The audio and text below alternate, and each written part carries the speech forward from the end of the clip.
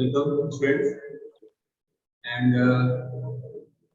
chapter 3 I think आप लोगों को chapter 3 में बहुत ही पढ़ने में मजा आ रहा होगा, अच्छा लग रहा होगा, बहुत सारी चीजें आप लोग क्लियर हो रही होगी, इसलिए मैं स्पीड से इस चैप्टर को कंप्लीट भी नहीं कर रहा हूँ, है ना। Gradually we have to complete this chapter and most of the portions covered and only some portions remained that were understood previously, but we have to read in our book only, है ना। So only reading है, so reading भी बस आज है ना complete हो सकती है। So जिनके पास बुक्स है वो बुक्स ले लें, otherwise I am going to share, है ना।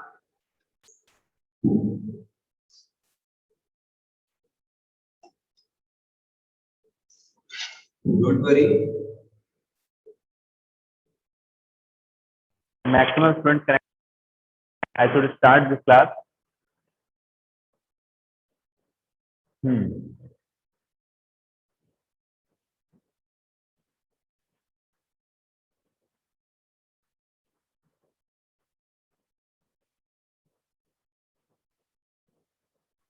Good morning, sir.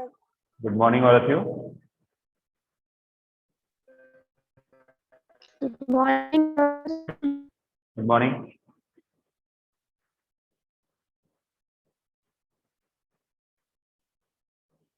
Good morning, sir. Good morning.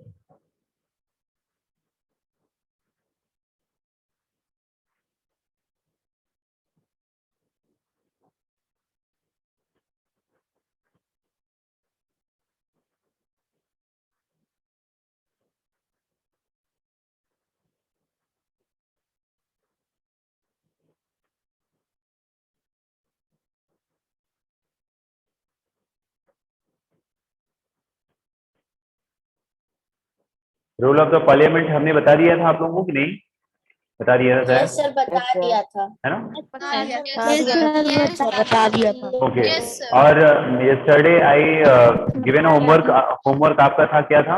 ये डिफरेंट टाइप्स की जो पार्टीज थी ना, इनके बारे में डिस्कशन करना था, आपको पढ़ना था। कुछ पार्टियों के नाम याद हो गए कि नहीं? Yes sir. ठीक है। अब आज देखिए जो आप लोग आज पढ़ने जा रहे हैं रूल ऑफ द पार्लियामेंट, ये क्वेश्चन कई बार कंटिन्यूअस 2018 में, 19 में, 20 में कंटिन्यूअस 3 ईयर से क्वेश्चन लॉन्ग आंसर में पूछा जा रहा है। सभी स्टूडेंट्स के लिए इंपॉर्टेंट है। सभी स्टूडेंट्स मैं अभी से इसलिए आगाह किए दे रहा हूँ, बताए दे रहा हूँ, क्योंकि अभी से अपने नोट तैयार करते रहेंगे, थोड़ा थोड़ा पढ़ते रहेंगे, तो आगे आपको एसएसटी बिल्कुल इजी लगेगा, बिल्कुल हल्का लगेगा पढ़ने के लिए। आपको ये लगेगा कि ये सब कुछ हमारा पढ़ा हुआ है, लर्न किया हुआ है, केवल एक बार रिवीजन करना है, तो क्यों ना इसको अभी से लर्न कर लिया जाए, है ना। तो देखिए रोल ऑफ द पार्लियामेंट में ये यहाँ से लाइन स्टार्ट होती है, यहाँ से कुछ है ना, कुछ इंपॉर्टेंट लाइन लेकर हम लोग फिर सीधे रोल ऑफ द पार्लियामेंट के बाद इसमें क्वेश्चन जो ज्यादातर क्वेश्चन जो पूछे जाते हैं वो ये क्वेश्चन बनता है कि work of the parliament, function of the parliament पूछा जाता है। हमेशा एग्जाम में क्वेश्चन में ये पूछा जाएगा फंक्शन ऑफ द पार्लियामेंट। तो फंक्शन ऑफ द पार्लियामेंट क्या है? ये देखिए, ये लाइन आपकी सब कुछ बयां करती है ना। The parliament needs to perform following function दिया है। तो फंक्शन का मतलब होता है पार्लियामेंट के कार्य। पार्लियामेंट बन गई है, पार्लियामेंट बनकर तैयार हो गई है, अब वो काम कैसे करेगी, ठीक है ना। एमपी जो हमारे इलेक्टेड हो चुके हैं, चुने गए हैं अलग अलग कॉन्स्टिट्यूंसीज एरिया से। हमने बताया हुआ है कि अलग अलग कॉन्स्टिट्यूंसीज एरिया से जो आपके मेंबर ऑफ पार्लियामेंट है वो इलेक्टेड हैं, इलेक्ट हो चुके हैं, है ना। पूरे इंडिया में जो हमारा इलेक्शन कमीशन होता है, अच्छा ये भी आप जान लीजिए कि जो हमारा इलेक्शन कमीशन होता है, इलेक्शन कमीशन ही क्या करता है, पूरे कॉन्स्टिट्यूंसीज में आप ये कह सकते हैं कि इलेक्शन कराने का काम, चुनाव कराने का काम, और जो लोग उम्मीदवार खड़े हो रहे हैं, जो भी चुनाव के लिए खड़े हो रहे हैं, इलेक्शन में खड़े हो रहे हैं, जो भी हमारे कैंडिडेट हैं, वो उनकी जांच पड़ताल करना कि क्या वो कहीं कोई अपराधी प्रवृत्ति के तो नहीं है ना, सब सही है कि नहीं सही है। तो उनको चुनाव चिन्ह भी जारी करना, यानी इलेक्शन जो सिंबल होता है, साइन होता है, जैसे किसी का लोटस है, कमल है, जैसे बीजेपी का कमल है, या बाकी जो नई पार्टियां बन रही हैं, इनको भी सिंबल जारी करने का काम, चिन्ह जारी करने। किसी का हथिया ही है मान लीजिए, है ना, सिकल ही है, किसी का नाइफ ले लिया है कोई, ऐसे बहुत सारे सिंबल कोई ले सकता है, कोई साइकिल ले लिया है, ये सिंबल जारी करने का काम भी इलेक्शन कमीशन का होता है। सारे इलेक्शन, पूरे इलेक्शन से रिलेटेड कोई भी काम कराना है, इलेक्शन से रिलेटेड कोई भी काम कराना है तो केवल एक ही कमीशन होता है, याद रखिएगा, और उसका नाम है क्या? Election commission.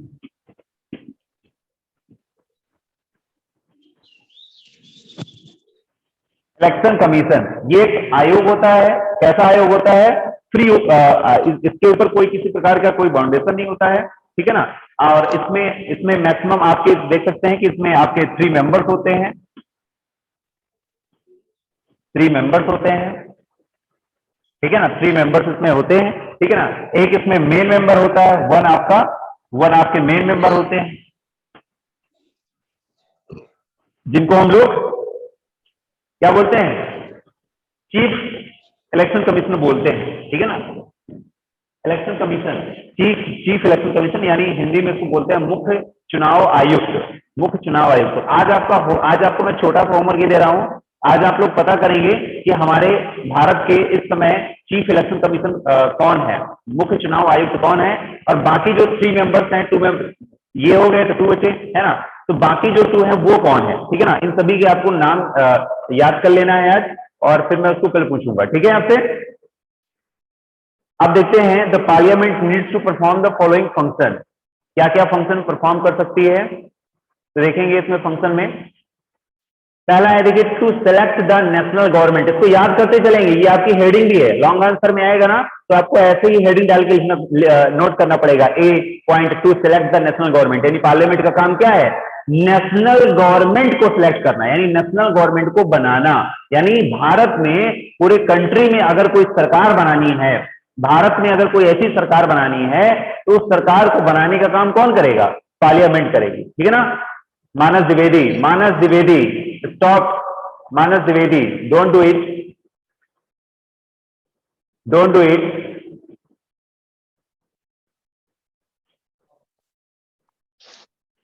ठीक है ना। इलेक्शन कमीशन कह रहा हूं मैं, to select the national government. तो नेशनल गवर्नमेंट को मैंने ऑलरेडी आपको बताया हुआ है कि पार्लियामेंट पूरे देश के लिए कानून बनाती है। तो जाहिर सी बात है कि जो अगर लॉ बना रही है तो पहले लॉ बनाने से पहले क्या है?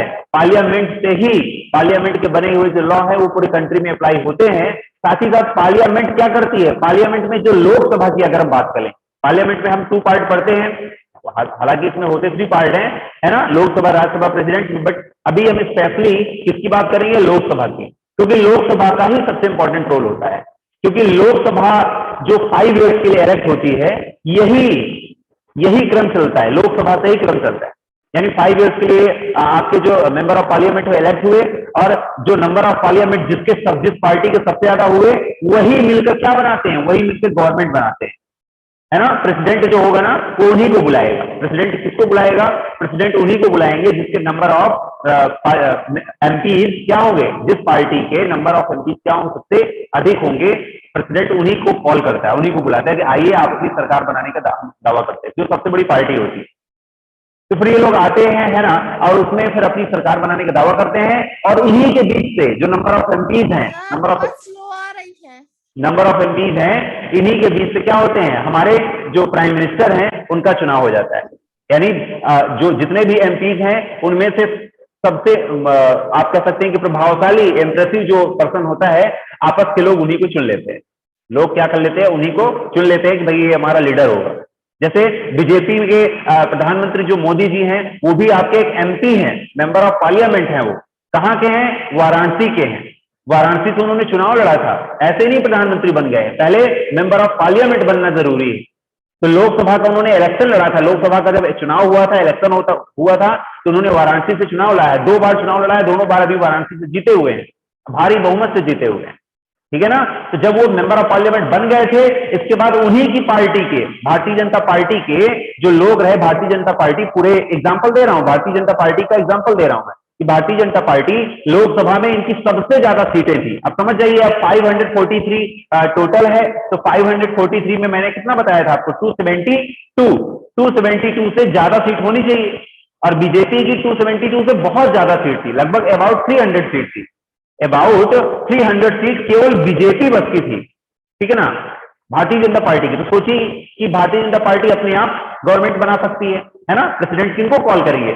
बीजेपी को कॉल करेंगे, कांग्रेस को कॉल थोड़ी करेंगे, बाकी दूसरी पार्टी कॉल थोड़ी करेंगे। क्यों? क्योंकि लोकसभा के इलेक्शन में सबसे ज्यादा सीट जीतने वाली पार्टी कौन सी है?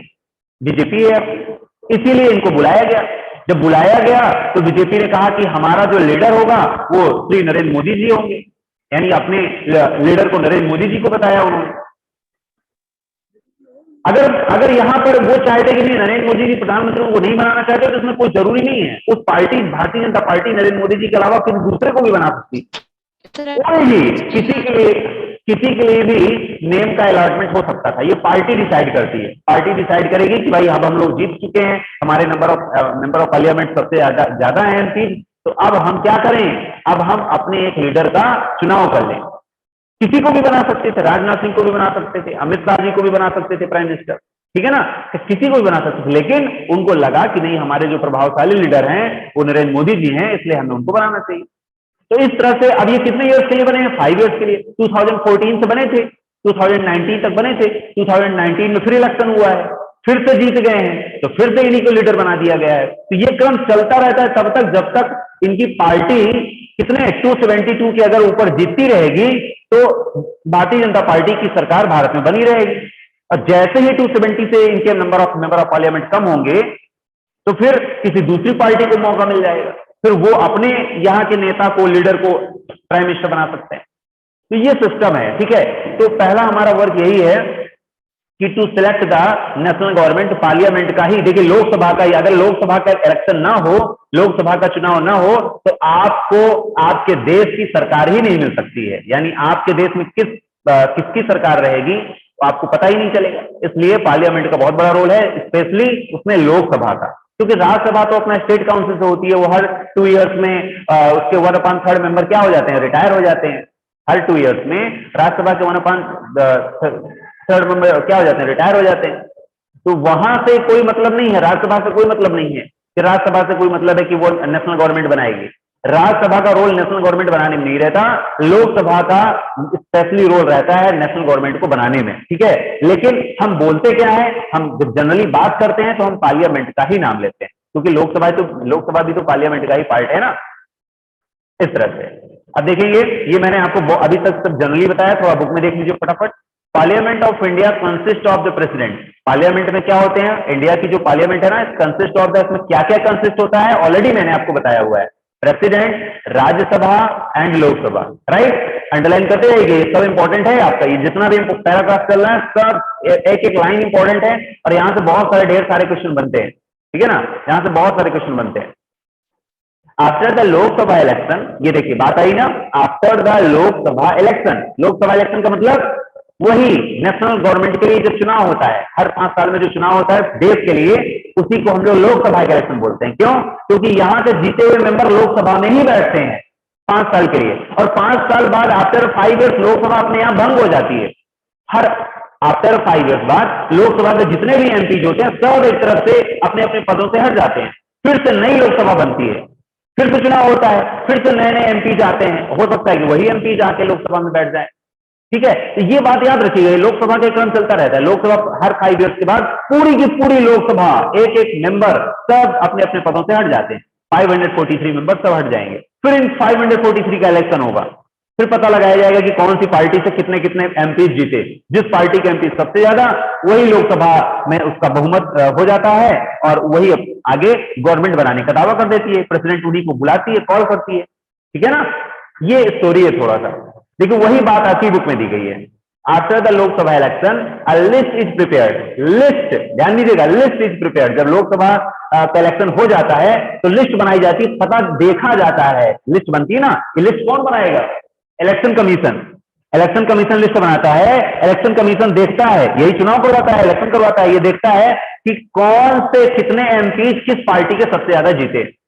तो list is prepared showing how many MPs, कि कितने MP belong to the each political party, कितने एमपी किस पॉलिटिकल पार्टी को क्या कर रहे हैं, बिलोंग कर रहे हैं, ठीक है ना, किस पार्टी से जुड़े हुए हैं। यानी भारतीय जनता पार्टी के जीते हुए हैं, कि कांग्रेस के जीते हुए हैं, कि सपा के जीते हुए हैं, कि शिवसेना के जीते हुए हैं, है ना, कि एनसीपी के जीते हुए हैं, कि द्रविड़ मुनेत्र कड़गम वो तमिलनाडु वाले जीत गए पूरे, है ना। ये वाले सारे इसमें देखा जाता है।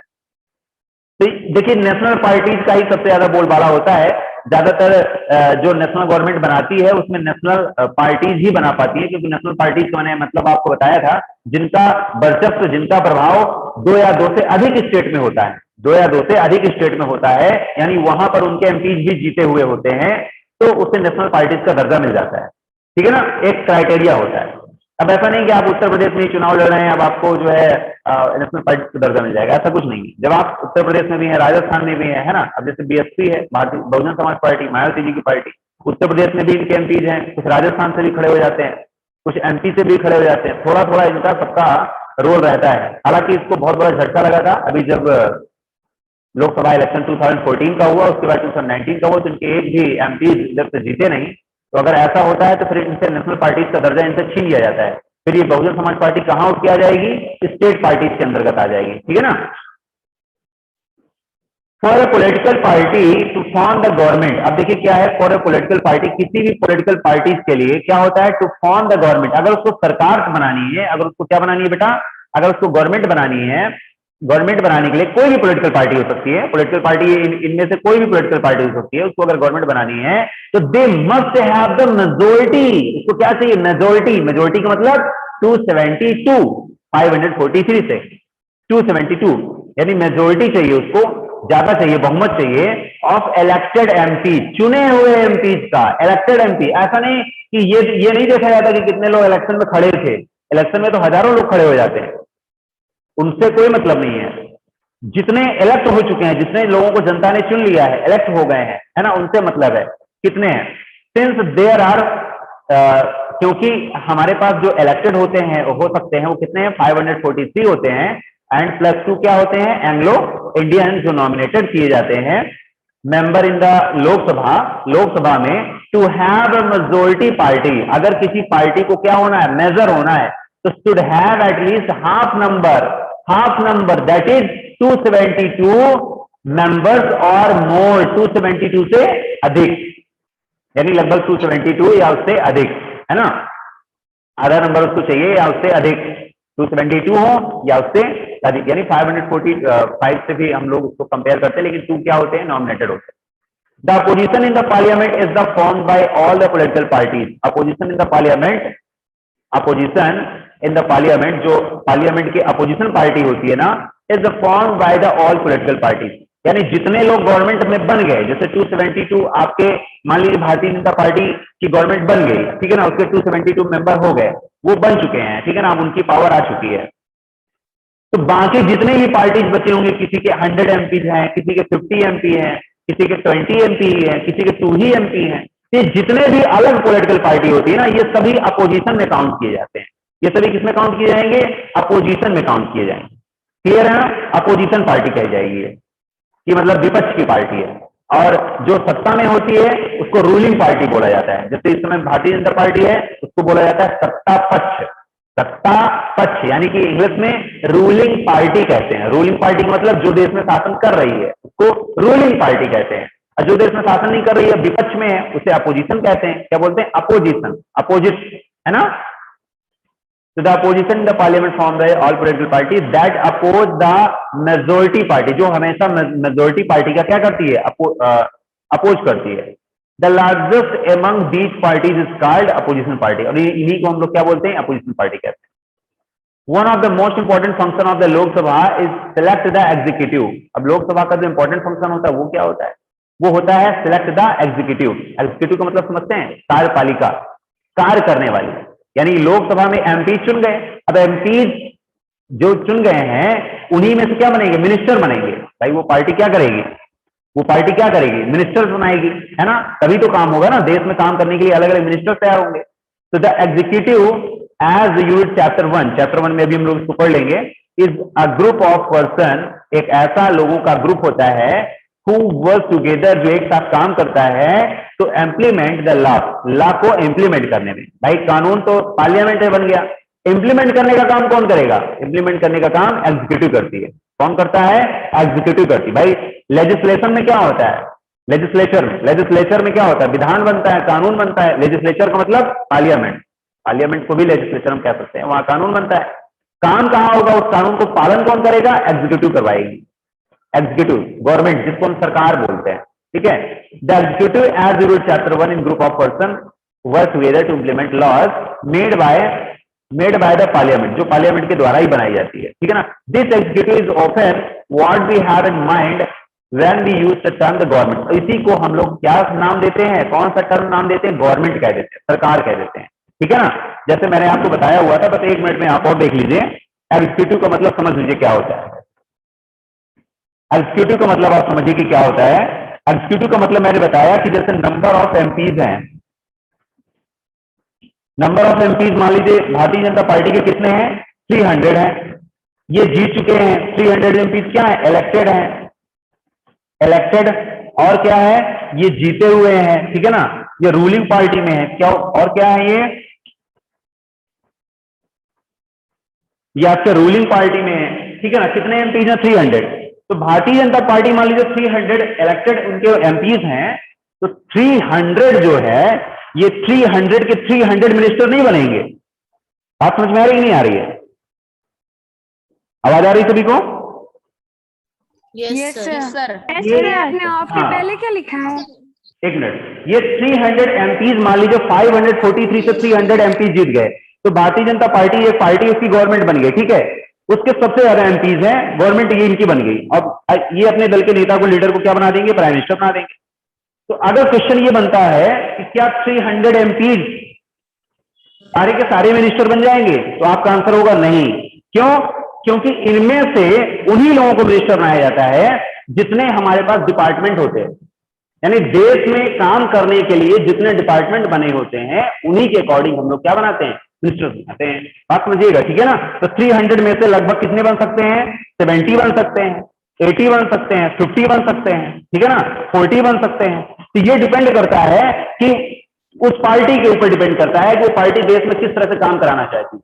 कितने कैसे कैसे डिपार्टमेंट हो सकते हैं, जैसे फाइनेंस का डिपार्टमेंट है, इलेक्ट्रिक डिपार्टमेंट है, इरिगेशन डिपार्टमेंट है, जो सिंचाई विभाग का काम है तो वहां सिंचाई मंत्री बना दिया, है ना। इलेक्ट्रिकल डिपार्टमेंट का काम है तो वहां बिजली विभाग का मंत्री बना दिया, ट्रांसपोर्ट विभाग का बना दिया। तो इस तरह से ट्रांसपोर्ट मिनिस्टर हो गए। इस तरह से जितने डिपार्टमेंट होते हैं उतने ही मिनिस्टर, हाँ, एक होम मिनिस्टर भी होते हैं आपके, ठीक है ना। और आपका जो सबसे बड़ा लीडर होता है वो आपका प्राइम मिनिस्टर। तो प्राइम मिनिस्टर क्या करेगा, इन सभी जितने भी मिनिस्टर बनेंगे, इनकी एक काउंसिल बनेगी। क्या बनेगी बेटा, काउंसिल, मंत्री परिषद बनेगी, काउंसिल बनेगी, सभी मंत्रियों का समूह, एक मिनिस्टर काउंसिल बनेगी, और उसका लीडर होगा कौन सा, आपका प्राइम मिनिस्टर। इसका लीडर कौन होगा, प्राइम मिनिस्टर, ठीक है। चलिए कल से हम लोग यही डिस्कस करते हैं। आज थोड़ा सा क्लास हमारी डिस्टर्ब हो गई थी, है ना, जिसकी वजह से थोड़ा टाइम लग गया। फ्रॉम टुमारो, है ना, वी विल कंप्लीट फ्रॉम। ये आपकी एग्जीक्यूटिव है, याद रखिएगा। लेजिस्लेचर पढ़ चुके हैं आप लोग, जिसको हम लोग पार्लियामेंट भी कह सकते हैं, पार्लियामेंट भी कहते हैं, जहां पे कानून बनता है। अब कानून का पालन देश में कौन करवाने जा रहा है, एग्जीक्यूटिव करवाएगी। एग्जीक्यूटिव, इसी को बोलते हैं एग्जीक्यूटिव। गवर्नमेंट के 3 पार्ट हम आपको बताएंगे फिर बाद में। सेकंड नंबर है एग्जीक्यूटिव, इसका आप याद रख लीजिएगा। Okay, sir. Sir prime minister भी कोalition गवर्नमेंट से बनते हैं। यस सर प्राइम मिनिस्टर भी कोalition गवर्नमेंट से बनते हैं। बिल्कुल बन सकते हैं। कोलेशन भी होता है, अभी कल हम बताएंगे। कोलेशन जो होता है उसको भी बताएंगे कि अगर बहुमत नहीं मिला तो फिर कैसे गवर्नमेंट बनती है, कल उसको बताएंगे हम, ठीक है। Okay, thank you for today's class.